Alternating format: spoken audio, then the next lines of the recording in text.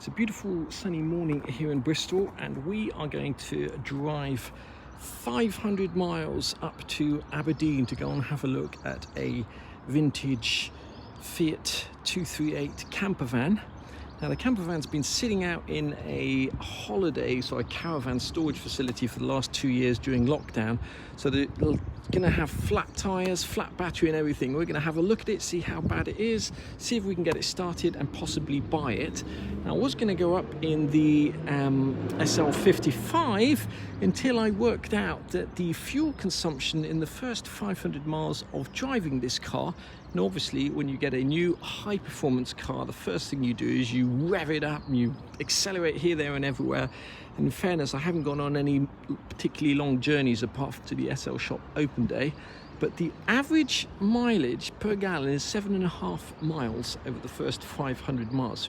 At that rate, it would cost us between £400 and £800 to get to Scotland and back. So we will be taking the Audi, which will still cost us between £100 and £200, but was considerably more economical than the Mercedes. One of the things we'll be taking up with us is this excellent DeWalt tyre inflator. Now, we have DeWalt power tools, so we've already got the batteries for this. This is costs us about £110 on the internet. But we need to use this first actually to blow up a tyre on this red project car down here. It's all a bit tight in here. This car's obviously been sitting now for a year and it's got a slow puncture, so we're just going to blow this tyre up and make sure that we don't get any flat spots on these tyres, because I think these tyres are actually new when the bloke originally got this car. So what we're going to do is turn this thing on, and then we're going to set the pressure to 2.4 bar, which is about 35 psi, and then this thing should close off automatically when it gets to that level. That's got a screw thread on the end of it, and all we have to do is press the play button.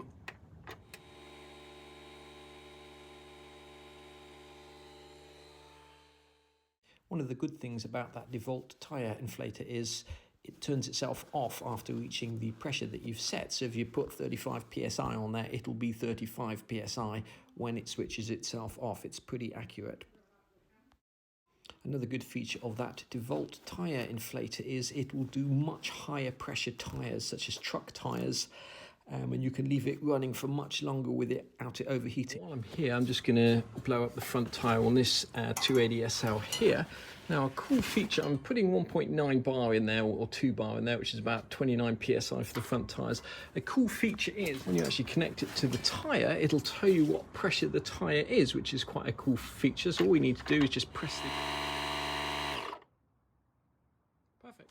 Really impressed with that DeWalt. We've easily enough to do all the cars in this garage.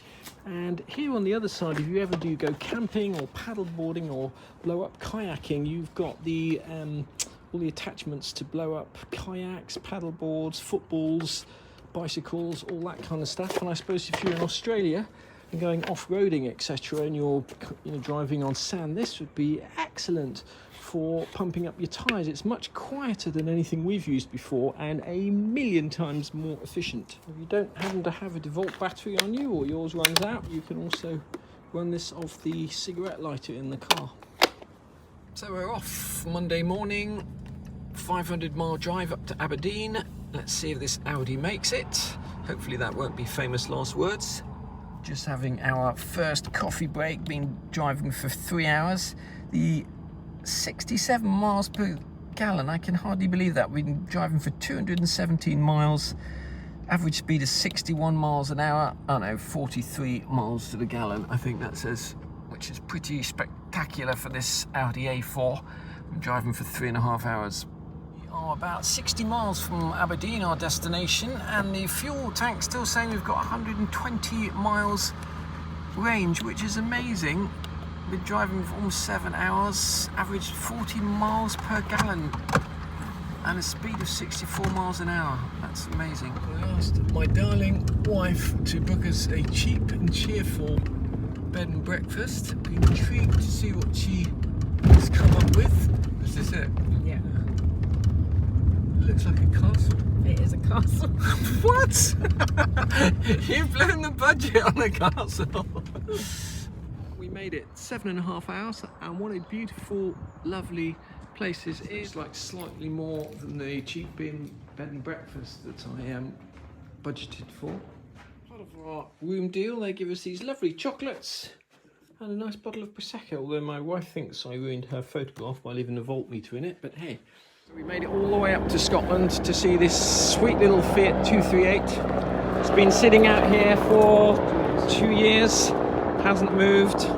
Chance of it starting would be almost zero, I imagine.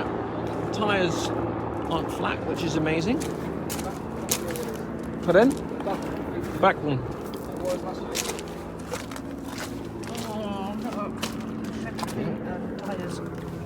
Tyres look pretty perished, but that's not a problem.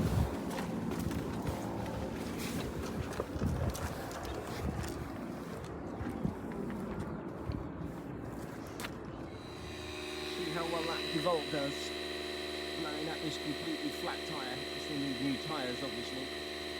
So there is a bed up top here. I'm not quite sure how an adult will get in there, but certainly a child will be able to get in there. And a bed down below for people with short legs.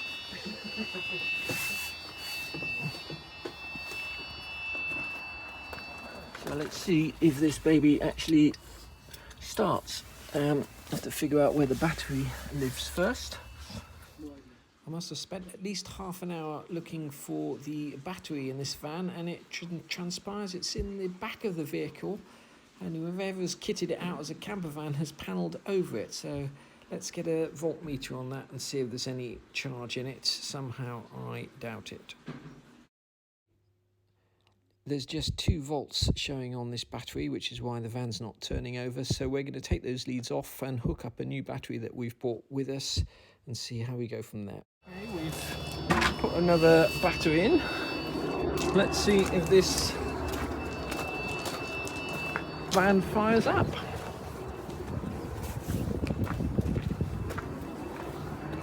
Has it got a choke on it?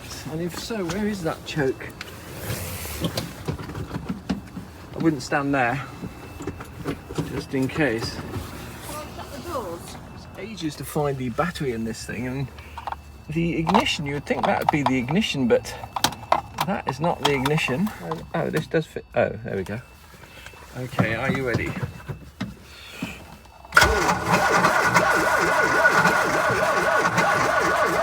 Okay, what we need is a bit of starter fluid in the air intake. The Fiat 238, we didn't manage to get it started. Not a surprise really.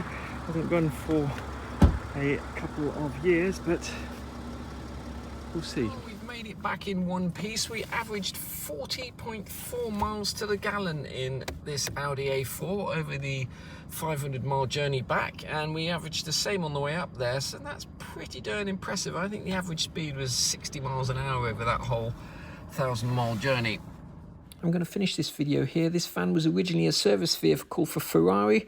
They then shipped it over to England, put a pop top on it at great expense, and then they will have vinyl wrapped it once again. To vinyl wrap it wouldn't have been cheap. You'd have had to take all the bright work off it.